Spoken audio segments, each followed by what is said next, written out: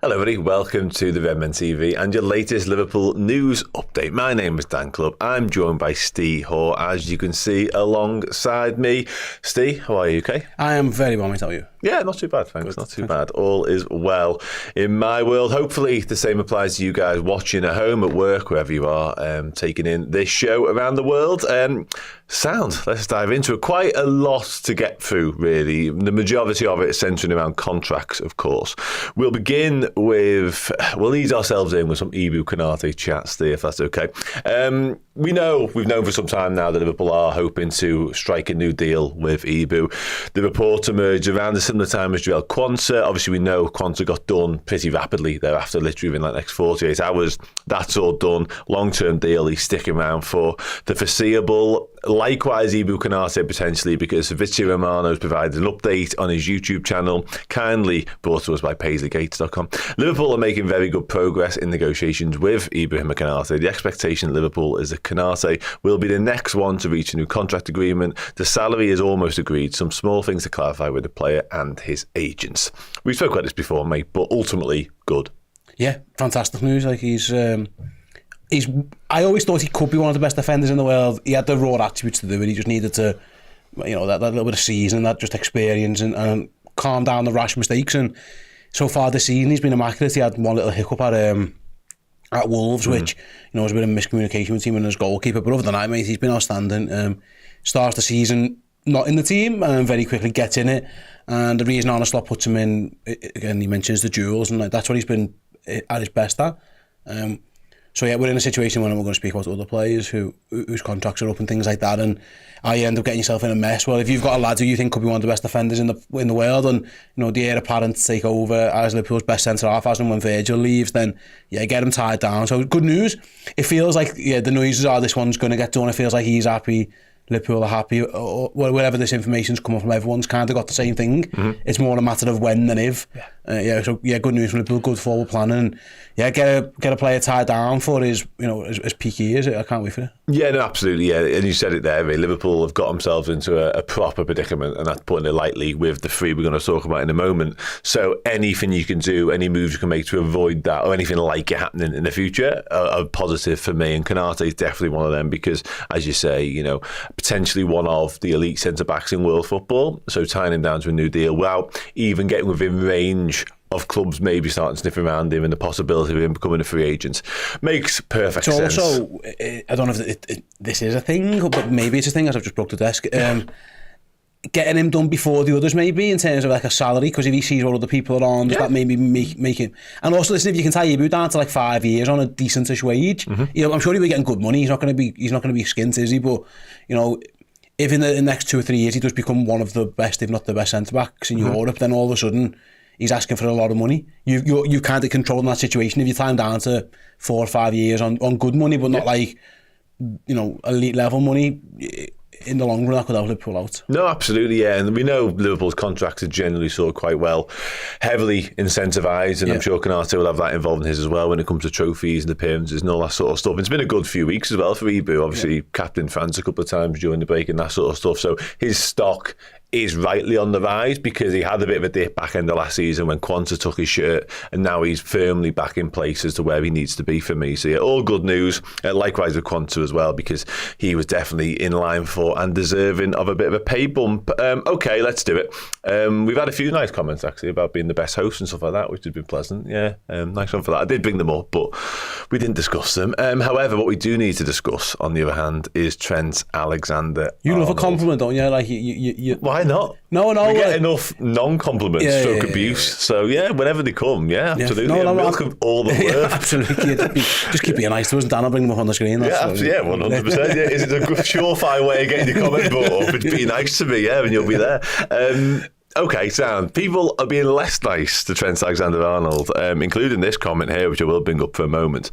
But yeah, there's reports yesterday from Spain, Marca, in fact, on this occasion. And it was the front page, actually, of Marca, and it was claiming that Liverpool already know that he will not sign a new deal at Anfield, obviously referring to Trent. Now, we had a good old 45-minute plus debate on this on Monday, so you can check that out on the podcast. A little bit's been clipped up as well.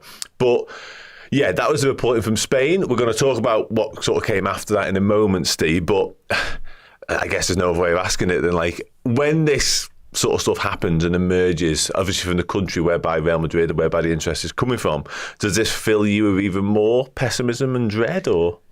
Not really. I think it's obvious, you know what I mean? Like that the Madrid PR machine is now in full spin, and so it should be. They're doing everything they can to try and get at Trent Alexander-Arnold. If that's what they're doing, and this is what they do. They use market a lot and things, and it makes sense really why they do it. It tends to work. It causes a buzz. It gets people speaking about it. It very much gets into Trent Alexander-Arnold's world, I guess. You know what I mean? He'll hear all this. So yeah, the interesting thing I suppose was like the reports that maybe Liverpool would do something in January if they couldn't get him tied down to a deal. I don't think they would do that. I think it provides an interesting question in that if he comes to Liverpool and says, I'm off, and Madrid coming in January and go, we'll pay you X amount to take him early, what is that X amount, and the Liverpool accept it? They're all ifs, buts and maybes, but what's having Trent Alexander-Arnold for 4 months worth? Is it worth 30 million? Is it worth 20 million? I don't know. A lot of that would depend on where we're at, I guess, in terms of cup competitions and, of course, the Premier League, more importantly. On that then, let's spin off that yarn for a minute. Like, do you have a figure in mind that suggests, Liverpool, there will be a tipping point for? I guess... If he's definitely said he's off and he's not signing... That would have to be the case, hypothetically, yeah. I think 50 you take it. Okay.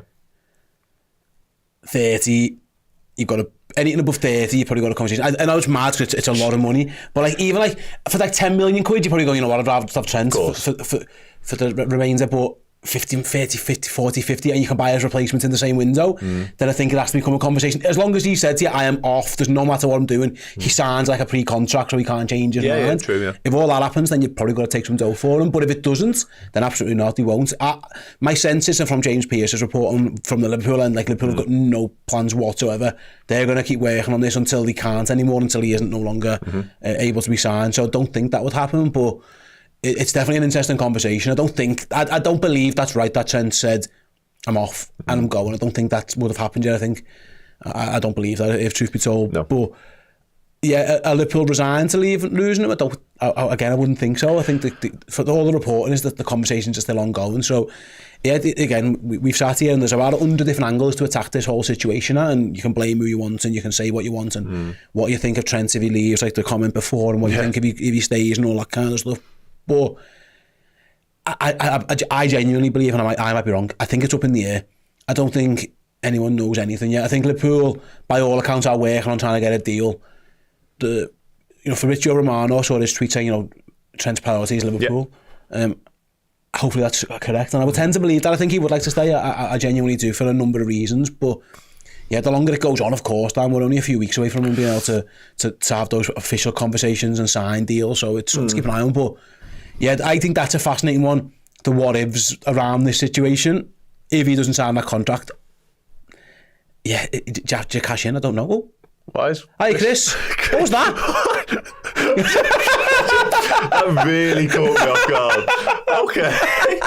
That's Chris is on production today, ladies and gentlemen. You may well have noticed. I wondered if Chris saw all Is it a still image? What is that, Chris? Okay. So, for those who don't know, get well soon to Joe, who's nothing good. So Chris has kindly stepped into the producer's role, and that's what he looks like, and for some reason. Chris on production is, basically. Is there a reason you've done that, Chris?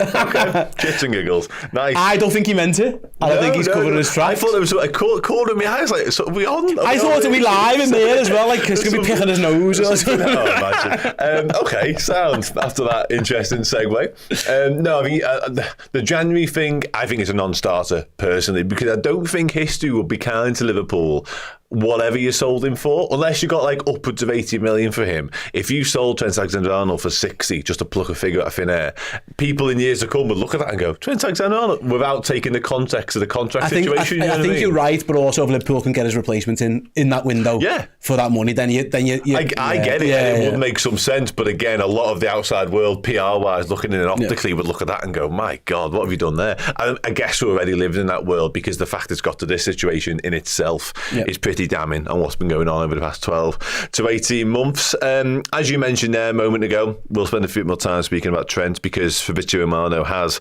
weighed in on the situation once again. He has said, let me repeat again, Trent is giving priority to talks with Liverpool. If they can't reach an agreement and Trent becomes a free agent, for sure Real Madrid will be there. Real Madrid love the quality of Trent Alexander-Arnold. Yeah, you and me both, guys. To me, this is not surprising. I think every director of football in the world would love to sign Trent Alexander-Arnold. Yes, absolutely they would. I just want to address that comment on the screen. Actually, I should have done that a minute ago. Yalos is also out of contract next summer as well, so it'd be interesting to see what, if anything, Liverpool decides to do there. We might find out the answers to that if he plays a little bit more. But just on Trent, you said it a minute ago, Steve, the fact that he is still, again, according to Fabrizio Romano, prioritising Liverpool, that fills me with the most hope and confidence around this, because all I want from this situation really is Trent to listen to Liverpool and Liverpool to put what they see as an acceptable package on the table. Now, if Trent looks at all of that and goes, yes, still not for me, and walks away, not fine, because not fine, but at the same time you go, well, at least we did what we had to do and we all were at the table and we offered what we felt was reasonable. If all of that still doesn't mean he stays, kind of case of ours, a little bit, I guess. Yep. I'm sure Liverpool are making offers, and it's up to him and his people to decide if they're the right offers, isn't it? It's as simple as that, yeah. Yeah, okay. Ellis Day says it's fear-mongering. Trent's people can't even speak to Madrid until January. I think there's still negotiation between the player and the club. Until I see Romano saying something, I'm not believing it. Well, Romano just said something. What I would say, Trent's people can't speak to Real Madrid. Officially. Yeah. That was my initial thought, literally, as I was reading that. That's not how this all works. Ever. Years ago. That's not how transfers work. No. I know agents, I know people who work, and honestly, it's not. It's the Wild West. Everyone speaks to everyone about everything. You can't sign a piece of paper, or you can't officially do anything, but it's kind of all those unwritten rules. Like, it just happens. Every club's doing it. Everyone's at it. It just is what it is. Yeah, unfortunately, well, kind of unfortunately, kind of not. That's it's just the way it is. It is the world of footy nowadays. Okay, let's round off on the Trent stuff then before we move on to the other two. Yeah. I'm going to ask you, Steve, what's your gut telling you what happens? I've been saying this for a while, haven't I? And I keep kind of flip-flopping. I'm 50-50 on Trent. There was a couple of whispers yesterday, wasn't there, that maybe something a bit more advanced or whatever, and edging towards him staying. So I don't know, mate. Honestly, I am genuinely 50-50 down the middle, which is sad, really, because it should be 75-25. It should be, it shouldn't even be having this conversation. No, absolutely. If it was any other football club in the world, I wouldn't be worried, but it's Real Madrid. Yes. And that's the one that worries me. If it was like, Real Madrid have got, say Real Madrid had another Jude Bellingham, but he played right back, and they didn't need Trent, or didn't, whatever, I wouldn't be worried about any other club on the planet. I'd be thinking there's nowhere else, but Real Madrid do concern me in that regard, for sure. No, absolutely. Yes, likewise as well. Ellis just clarifies what he meant a minute ago. I kind of got you. Yeah. But fair enough. And I'm with you as well, for what it's worth. Or, of course, one of the big Liverpool beat journos. But yeah, on the right back point, obviously the Carvajal injury, big injury as well, sort of doesn't help any of this conversation or any of my health when thinking about it. But what's also sort of worrying from my perspective is when you see the reports around Madrid, and it's like, if they don't get Trent, they might look at XYZ type right back. It's like Pedro Porro. He's a decent player. Don't get me wrong. There's a couple of these who won't be like, they're not Trent. They don't even hold a candle. Listen, mate, if you're a director of football at a massive club in the world, and you're not looking to get Trent Alexander-Arnold for nothing, you're not doing your job right. Yeah, no. So you're right. There's only a handful of clubs that A, could afford him, and B, could attract him. I guess think there's one. Real, that's it. Yeah. Not Bayern Munich. I don't think he'd go to Bayern Munich. No. Okay. I think they'll afford him. I don't think... Listen, Bayern Munich are a super club, don't get me wrong, but there's a Bayern Munich a better proposition than Liverpool. I don't know. I agree. It's always something for me. It's always Madrid for me. It used to be Barcelona. Yes. About 10 years ago. The financial element. That's gone now. So absolutely. Yeah, it's just that kit and that stadium and those players and the Champions Leagues and that bad. It's just everything about Real Madrid, mate. They are what they are. They're giants, and so Liverpool, of course. But yeah, I keep going back to it. Like these are the worrying ones. Yeah, it's them or us. I think I'd be shocked. I'd be stunned if Trent goes anywhere else except stays or goes to Madrid. Like, I just don't see that happening at all. Interesting. Okay, and of course, a certain Jude Bellingham being there and fucking loving up to him every time he sees him in England doesn't help matters. Okay, quick one from Team Talk now. Liverpool are reportedly calm and controlled. They can retain at least two of star trio Virgil van Dijk, Mohamed Salah and Trent Alexander-Arnold as their contracts tick down. Okay, let's just talk about Virgil then to begin with, shall we? I guess in that case, where are you at with him? I think Virgil stays. You think that's a tap-in no-brainer, yeah? Yeah. Yeah? I'll be shocked. Okay, let's take it a step further in that case. This is all speculation, so why not? What sort of dough and what sort of length? Yeah, come on, I said it. Big. Oh, come on, no. Contract. Yearly. Wage. In a year. I think Van Dijk will stay for maybe a 3-year contract. Yeah. Probably similar though than what he's on now. Okay. Which is pretty significant. And everyone's happy with that? Yeah. Yeah, likewise. Okay, Yeah, cool. Mohamed Salah? This one I've got no idea. Again, if he stays, it's going to have to be significant money, isn't it? I've always been convinced Van Dijk would stay, and the rest I've always been a bit flip-floppy on. The thing with Salah is where's he going to go?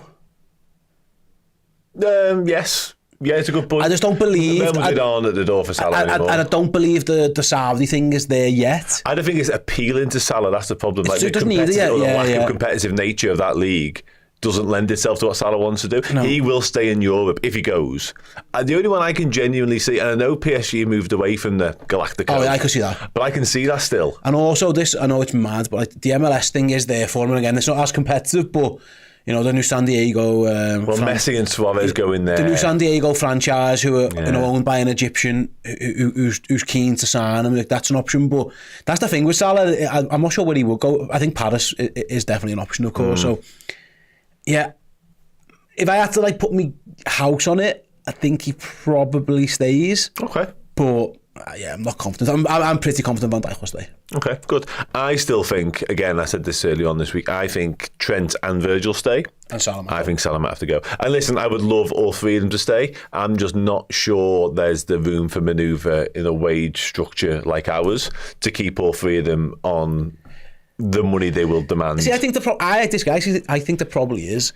I think Liverpool are always okay to spend wages. I don't think they're bothered by spending wages. I think that they'd rather spend wages than transfer fees. Well, put it this way, if you tie down Mo Salah to a 2 or 3 year deal on similar money to what he's on now, in 2 or 3 years' time, is he still backing up that dough? That's the question for me, and I'm not sure. He's an incredible footballer. He's a phenomenon, of course he is. What he's done for Liverpool Football Club has been nothing short of sensational, but a lot of that has been and gone. Now, I can see Virgil van Dijk staying at the very top of the game for the next few seasons, because centre-backs, he may or may not lose a yard of pace, but because of where he plays on the pitch, that extra yard of experience in his head and the leadership qualities he brings could actually stand him in better stead. I'm not sure that is the same for Salah.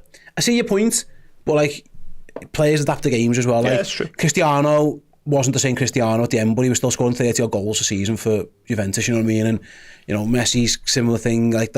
I'd say Salah's an elite level footballer like that, so I think you're almost worth taking the risk on him doing that anyway. So I think there will be offers, and I think it'll all be there. But there's even an option a lot of footballer contracts, and I've said this earlier, football contracts always go up every year. They're never on the same wage for 5-6 years. It's always increments. There's worlds where you front load it and say, right, rather than giving you over the course of the next 3 years, you're going to earn X amount of money. We're going to front load it. So right now you're earning this, and this, and then at the end you're on slightly less. But you're almost paying up front for that. Yeah. And then the other option is, mate, if he completely falls off a cliff and you have to sell him, so that's when the Saudi thing might become a thing where you can get a little bit of your money back as well. Yeah, and I think that is true for all three of these in a way as well. They are global superstars on and off the pitch, so the marketability isn't really going anywhere. But Salah's probably the standout when it comes to that, because what he is to that Saudi Pro League in terms of just a sheer force of nature. Same for the MLS probably as well. Yeah, similar, absolutely is. Yeah, so again, I don't think you're going to get stuck with any of these three players, whatever you give them in terms of contracts. So that would lend itself to Liverpool sort of going the extra mile to get them all done without a shadow of a doubt. But again, I'm so desperate for us to keep hold of all three of them really, but most definitely Trent and Virgil, that I can almost see Salah again falling by the wayside at the cost of the other two, if that makes sense. Okay. Luke said, and Rich J. Mangan raises the point about the Saudi Pro League as well, which again could well turn out to be prevalent. Luke says, I have a gut feeling that only one of the three stays and it could only be Virgil. I think a lot of people are kind of expecting Virgil to stick around though. Yeah, he's the one I would be most confident, I think. Okay, captain of the footy club and all that. across. Okay, let's do a couple of transfer bits and pieces then, shall we? David Lynch was speaking on his Substack, but it's actually a free to read piece that he did yesterday that I noticed about Martin Zubimendi. You ever heard of him? Yeah, okay. He said, basically, I won't go through the entire quote, but he basically said, it's interesting how there's obviously promises of a new contract should he decide to stay at Real Sociedad. That hasn't come to fruition yet. And he mentions the fact that 15th in La Liga, they're staring down the barrel of an early Europa League exit. And he now wonders whether both him and Sociedad are beginning to think that a move would make sense sooner rather than later. And then latterly, he mentions Liverpool sources refuse to rule out going back for the Spain international, and no bridges have been burned between the two. So Liverpool have made a habit in the past, Steve, of missing out, in inverted commas, on a player at a certain time and then going back and getting them at a later date. Do you see that happening here? They could, yeah. And I don't think Liverpool would be so, like... stubborn about it almost, yeah. You know, but for lack of a better phrase, like he turns us down, so we're just going to knock it on you. Like, I disagree. I think they would. So yeah, I could absolutely see it happening. Have their priorities changed? You know, given that Ryan Gravenberch is, you know, Patrick Vieira, Yaya Toure, Iniesta and Thiago rolling into one at the moment, then maybe I don't know. I guess that Liverpool will still be looking for a player in that position. I think this might be Endo's last year, so there's an option there. And could it be him? Yes, I guess it could. The question would be, if he didn't fancy it, you know, Liverpool do all their work on character and mentality and stuff. And I'm not saying for a second that I know anything about Martin Zubimendi's character or whatever, but what reasons did he give them for not coming in the first place? Was it he might get homesick, he might not fancy it, whatever, the Premier League? If that's the case, then you probably do walk away, because that's massive information that you've got. Yeah. If it was he just loved Sociedad and he wanted to remain loyal, but now he feels like he's given them everything he can give, it's a different thing. So yeah, I wouldn't totally rule this one out at all, but there's a lot of work to be done on it. And from his point of view, you know, he was coming in to start. Is he now? Well, he wouldn't. There's no way. There's just absolutely no way. Gravenberch isn't in the team at this current level and at this current form. So that's another thing that he would have to get his head around as well. But yeah, I never believe a player turns down, so you don't go back in for him. I don't think that's the case. You know, Liverpool, there'll be players in this squad who might have had moves elsewhere, but Liverpool decided to pinch them, or you know, Diaz was in it. So Alisson might have fancied Real Madrid, but then they went and got Courtois, so then Liverpool. You know, all these things have always been floated around. Like you can't be too proud about it. You know, what I mean, you get players who want to play for you, who are good guys. So I wouldn't be adverse to it. But like I say, I think there's massive questions to be asked why he didn't come in the first place, because he's turned down the move of a lifetime. And with all due respect to Sociedad, I know they're his hometown club and they're a good club, but they're not Liverpool. No. They're nowhere near Liverpool on the level of Liverpool. So he turned that down for a reason.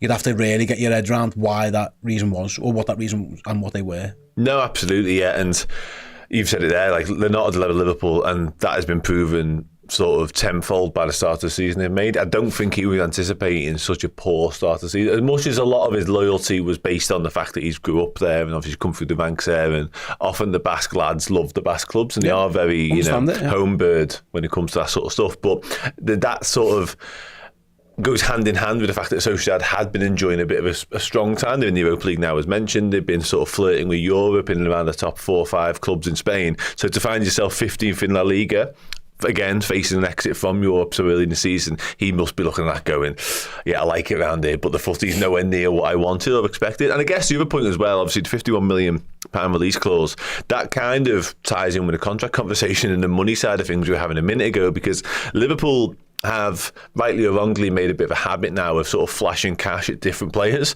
and having it not be spent. Obviously, Caicedo, Bellingham, in a way, Zubimendi was similar. So the money's there somewhere. So hopefully the money's there to splash out on some wages and some contracts as well.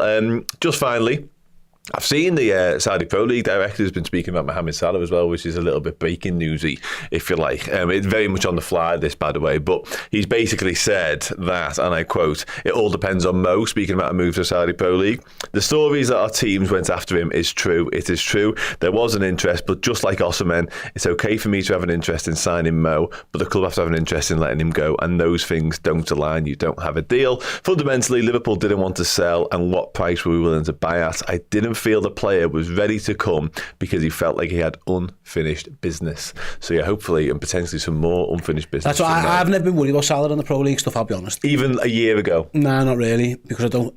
No, that's a lie. At first I was like, oh wow, yeah, because... The money. And also like all the players, they're really giving this a go, and then you watch it and it's shite. Yes. And then all of a sudden you're like, yeah. Not just that, but you see a handful of players, Jordan Henderson being one, going over there and thinking, this isn't for me now. For whatever reason, we don't know the ins and outs as to why he chose it wasn't for him, but immediately returns to Europe. A few months later returns to Europe. Salah will have seen it. He'll have spoken to Jordan Henderson and he'd have been like, yeah, this wasn't what I thought it was going to be, ultimately. But yeah, I think Salah, I don't think he's ready for the Saudi Pro League yet. He's such an ultimate professional, ultimate competitor. I think it will come a year or two too soon, regardless of what happens.